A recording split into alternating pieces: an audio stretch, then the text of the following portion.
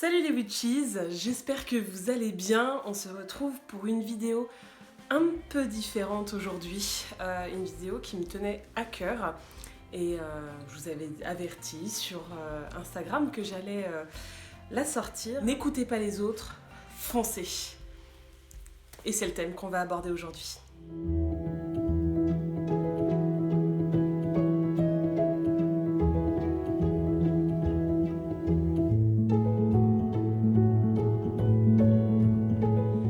Alors, tout d'abord, avant de commencer à expliquer le comment du pourquoi, je vais vous raconter un petit peu mon histoire. Alors, moi je suis fille unique, voilà, mais je n'ai pas de frères et de sœurs.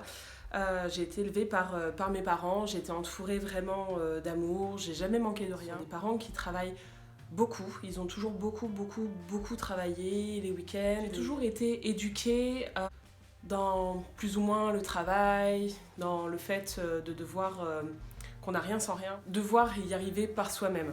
Au collège, j'ai subi beaucoup d'harcèlement scolaire.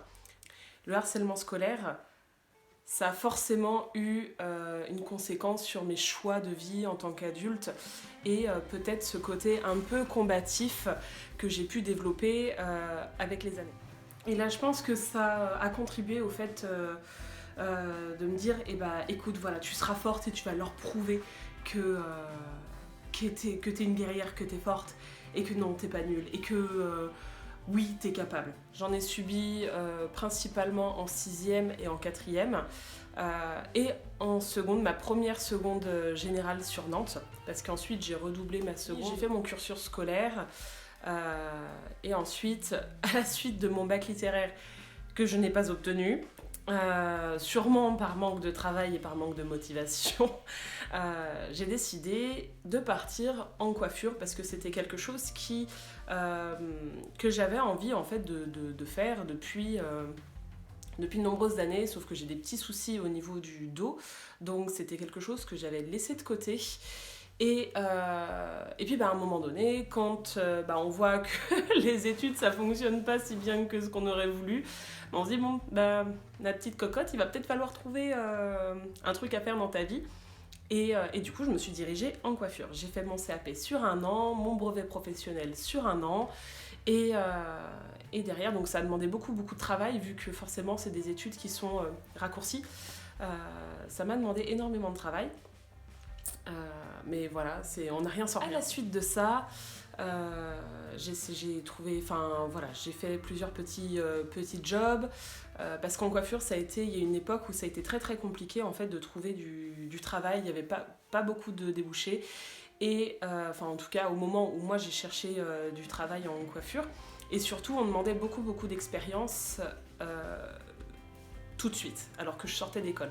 Donc forcément ça n'a pas joué en ma faveur. Je vivais déjà avec mon conjoint, donc forcément il fallait ramener de quoi manger à la maison, et j'ai trouvé du travail en supermarché. J'y ai travaillé pendant 1 an et demi et ensuite à la suite, donc ça a été une expérience assez particulière, mais ça m'a appris beaucoup de choses. En fait, ça m'a permis de savoir ce que je voulais et surtout ce que je voulais pas. Ça m'a permis de développer mon caractère, ça m'a permis de développer une sorte de niaque un petit peu, et je pense qu'il était vraiment nécessaire dans du coup ma vie d'entrepreneuse. À la suite de mon expérience en supermarché, je suis partie et j'ai créé mon entreprise de coiffure à domicile. Donc je suis actuellement coiffeuse à domicile depuis presque 4 ans. Ensuite, les critiques par rapport à mon couple. Donc quand avec mon conjoint on s'est mis ensemble, bon, pas spécialement de critiques, rien de spécifique. Par contre, ça a commencé à arriver quand on a voulu emménager ensemble. Donc les critiques ne sont pas venues de mes parents ou autres, elles sont venues des camarades, en fait, parce que bon, c'était pas vraiment des amis proches, mais plutôt de camarades de classe ou tout simplement d'école, qui disaient des choses du style vous emménagez, alors que vous êtes jeune, de toute façon ça va pas tenir, moi j'ai des copains, ils ont emménagé 6 mois après, ils étaient plus ensemble, etc. Donc là encore, ils retranscrivaient, c'était même pas leur expérience, c'est l'expérience d'amis qui retranscrivaient sur ma propre vie. Et en fin de compte, on a emménagé 3 ans après le début de notre relation, donc moi j'avais 20 ans. Je trouve pas que ce soit hyper jeune, je trouve que c'est... Enfin voilà, et puis même dans tous les cas on s'en fiche en fait.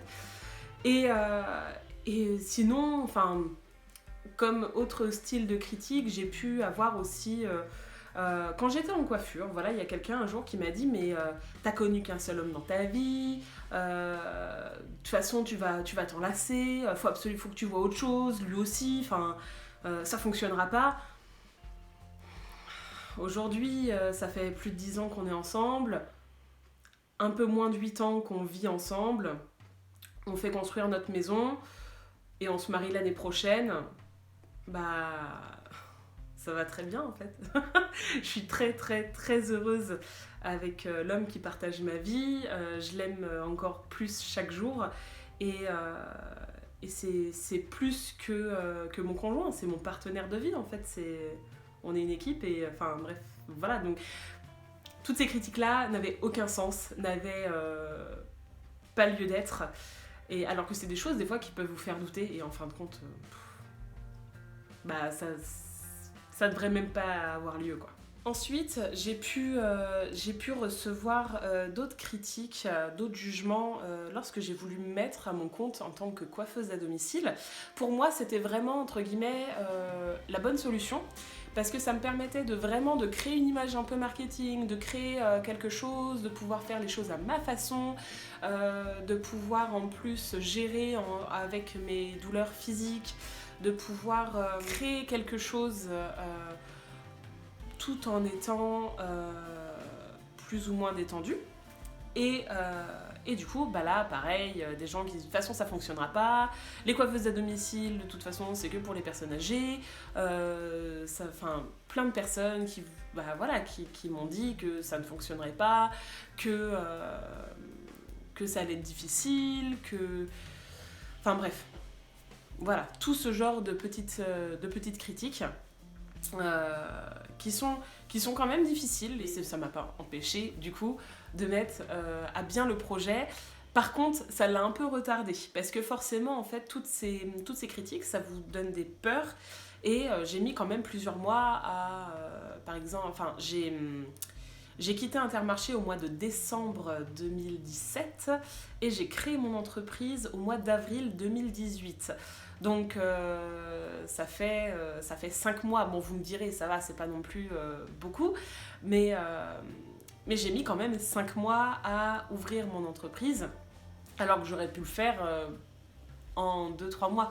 Mais j'avais toujours un peu cette procrastination et j'avais surtout cette peur que... Bah j'avais des peurs, voilà, mais que je pense les autres me donnaient inconsciemment. Maintenant, on va voir pourquoi est-ce que les autres vous critiquent ou vous apportent entre guillemets du négatif quand vous allez créer quelque chose, que ce soit une relation, que ce soit un projet professionnel ou de vie ou de construction ou de n'importe quoi. Là vraiment on balaye, c'est pas que sur le domaine professionnel, c'est vraiment sur tous les axes de votre vie. Déjà, on a chacun sa vision des choses. Chacun, en fait, va vous donner des conseils en fonction de son prisme de vie. Un entrepreneur qui a réussi, etc., il va vous dire « mais vas-y, fonce !» Mais fonce, c'est la meilleure idée que tu peux avoir. Quelqu'un qui va avoir, par exemple, échoué dans un projet va vous dire « attention, fais attention à ci ou à ça ». Chaque personne a son prisme de pensée et... arrive comme ça, avec ses bagages, avec son expérience de vie, avec sa propre éducation, avec ses propres pensées et ses propres valeurs. Donc, quelqu'un qui, par exemple, a très peur, en fait, de manque de confiance en lui, eh ben, forcément, quand vous allez prendre des risques, je sais pas, vous mettre à votre compte ou créer quelque chose, mais peu importe, hein, je parle pas forcément que du professionnel, créer une nouvelle relation, créer une nouvelle... Si par exemple, je suis sûre que vous avez déjà eu dans votre entourage quelqu'un, voilà, vous vous mettez en couple avec un homme ou avec une femme, hein, ça se passe très très bien, pas de soucis, et là il y a quelqu'un qui va vous dire ouais de toute façon les mecs c'est tous les mêmes, ou ouais les nanas c'est toutes les mêmes, de toute façon je crois plus en l'amour, de toute façon ça durera pas, on n'est pas fait pour vivre avec une personne toute sa vie, etc. etc. Donc peu importe de toute façon ce que vous allez faire, les gens jugeront parce que eux, ils ont leur propre expérience et leur propre prisme de pensée. Ils ont leur propre peur interne qui vont retranscrire sur votre vie. Et ça ne vous concerne en rien. Et j'aime beaucoup le deuxième accord, là je suis en train de lire en ce moment les 4 accords Toltec, c'est quelque chose qu'on pourra aborder dans une autre vidéo, mais j'aime beaucoup le second qui vous dit n'en faites pas une affaire personnelle. Donc c'est-à-dire que la personne en fait, elle va retranscrire ses propres peurs, ses propres blessures, ses propres failles et son propre manque de confiance en elle sur vous, sur votre vie, et ça ne vous concerne pas, ça concerne son expérience à elle. Et c'est là où j'aime beaucoup parce qu'en fait, l'auteur, dans son livre, fait référence à l'effet miroir. Donc le fait est justement que la personne, que en fait votre situation fait ressortir à la personne en face ses propres insécurités, qui du coup va vous les faire partager et les retranscrire sur votre situation actuelle. La seconde chose, ça peut être tout simplement de la jalousie, hein. Les gens, alors qu'elles soient conscientes ou pas, la personne peut se dire, votre projet peut réveiller en elle une envie, donc une jalousie. Alors soit en fait l'envie qui est procurée, ça va être une envie entre guillemets bienveillante qui va dire ah ouais trop cool, ah purée c'est une bonne idée, ah ouais ça me donne bien envie aussi, ah ça doit être chouette, je suis contente pour toi, je suis contente pour vous, enfin voilà. Ou ça va créer une envie qui va découler sur de la jalousie, donc qui va être un peu moins bienveillante, où là la personne va vous dire de toute façon tu vas pas y arriver, tout simplement parce que votre situation, elle aimerait pouvoir la réaliser, sauf que ses insécurités lui posent des soucis. Donc après, dans les personnes aussi qui voient le côté un peu négatif, il y a une autre catégorie de personnes, c'est les personnes qui vous aiment très très fort. Ça peut être vos parents, ça peut être vos grands-parents, ça peut être des amis très très très proches qui eux du coup vont s'inquiéter pour vous. Ils vont vous dire t'es sûr de toi, ouais t'as pensé à ça, t'es bien sûr, hein. Moi j'aurais pas fait ça trop comme ça.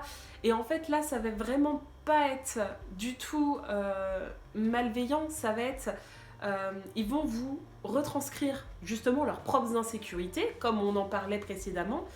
Ils n'ont pas envie que vous soyez dans une situation d'échec ou dans une situation qui peut devenir compliquée, que ce soit financièrement ou professionnellement. Donc là, dans ces cas-là, faut juste expliquer à ces personnes-là votre projet, tout simplement leur expliquer en quoi il ne faut pas avoir peur, en quoi vous êtes sûr de vous, et puis si ça ne fonctionne pas, tant pis, en fait, vous vous en sortirez plus grand, et puis la prochaine fois ça fonctionnera. De toute façon, quand on tombe, on se relève, et puis on refait mieux la prochaine fois. Maintenant, de qui s'entourer ? Alors là, il faut essayer principalement quand vous êtes en train de créer un projet ou quelque chose quand vous êtes en train de créer un projet ou une relation ou n'importe quoi en fait dans votre vie, même que ce soit un projet professionnel ou personnel, une construction, l'achat d'une maison, etc. Il faut s'entourer de personnes qui vont être bienveillantes, qui vont être positives et qui vont vous dire ouais vas-y on y va, bah tiens je t'aide, si t'as besoin de moi je suis là, c'est une super idée, c'est une super nouvelle. Enfin voilà, des personnes qui vont vraiment vous donner de la force et qui vont être là pour vous soutenir. Il y a aussi les personnes qui ont eu le même projet, qui sont déjà passées par le chemin où vous êtes actuellement en train de passer et qui vont vous donner des conseils hyper constructifs. Des gens qui ont, par exemple, vous êtes en train de faire construire une maison, des gens qui ont déjà construit une maison, ils vont vous dire tiens, fais bien attention à ça, à ça, à ça, à ça, parce que nous, on a déjà eu ce problème-là, donc là, ça peut être intéressant que tu fasses attention et que tu fasses pas les mêmes erreurs que nous, on a pu faire. Mais tout en bienveillance, qu'ils vont pas vous dire ouais, dans quoi vous êtes embarqué, etc. Là, voilà, juste, ils sont passés par le même chemin, et ils vont vous donner les conseils, les obstacles qu'ils ont pu rencontrer sur leur voie et ils vont vous en faire part pour éviter que vous fassiez les mêmes erreurs qu'ils ont pu faire. Ce qui est très très très important, donc là je reviens juste au domaine professionnel, peu importe le statut que vous avez, que vous soyez auto-entrepreneur, salarié, patron d'une grosse boîte, d'une PME, peu importe ce que vous faites dans la vie, ce qui importe, c'est que vous kiffiez. Ce qui est important, c'est d'aimer ce qu'on fait. C'est même si... Moi, je vais pas vous dire que tous les matins, je me lève en me disant « Ouais, je vais passer une super journée ». Il y a des matins où je me lève comme ça, il y a d'autres matins où je me dis « Ah, je suis fatiguée, j'ai besoin de me reposer, j'ai envie de déstresser, j'ai besoin de faire une pause, j'ai besoin de... » De toute façon, même si vous aimez ce que vous faites, il y aura toujours un moment donné où vous avez besoin de relâcher la pression. Pour conclure, je dirais que votre seule limite, c'est vous-même. N'écoutez pas les autres. N'écoutez pas les autres. C'est très très très important. Si j'avais écouté en fait les autres tout au long du début de ma vie, et bah aujourd'hui, j'aurais peut-être écouté les doutes des autres et peut-être que mon couple n'aurait pas fonctionné. Je me serais pas mise à mon compte. Je serais peut-être toujours en train de travailler au supermarché où je travaillais parce que la sécurité, parce que... et je ferais un travail que je déteste. Faut pas écouter en fait ce que les autres vous disent. Faut écouter les personnes qui ont eu les mêmes expériences, qui peuvent vous donner des bons conseils, des conseils bienveillants, mais alors toutes les personnes qui vont vous dire de toute façon ça marchera pas, enfin voilà, là je pense à une de mes amies, donc Claire, que vous connaissez sûrement, de la boutique qui tient une boutique de pierres et d'objets ésotériques sur Ancenis. De toute façon je vous mettrai toutes les infos en barre d'infos. Donc quand elle a ouvert son projet, sa boutique, etc. de cristaux, moi j'ai eu des personnes dans mon entourage, quand j'en parle des fois, qui me disent « Mais ça fonctionne ça, enfin, boutique de pierre, ça fonctionne ?» Bah ouais, bah ouais, ça fonctionne, bah ouais. Bah oui, parce que y a pas que ça, déjà, elle fait pas que ça, elle vend plein de choses. Claire, elle a... J'admire beaucoup Claire pour ça, parce qu'elle a une grande capacité dans tout ce qui est marketing, elle a beaucoup d'idées, elle est très créative. Vous pouvez aller voir son site internet, c'est hyper fluide, ça donne envie, elle a toujours des idées de box, elle a toujours vraiment d'excellentes idées, elle essaye d'avoir toujours des nouveautés, elle essaye de toujours, en fait, il y a toujours du renouveau, en fait, dans sa boutique, dans son entreprise, ce qui fait que, ouais, ça fonctionne. Mais c'est pareil, elle a beaucoup travaillé, ça lui a demandé beaucoup d'engagement.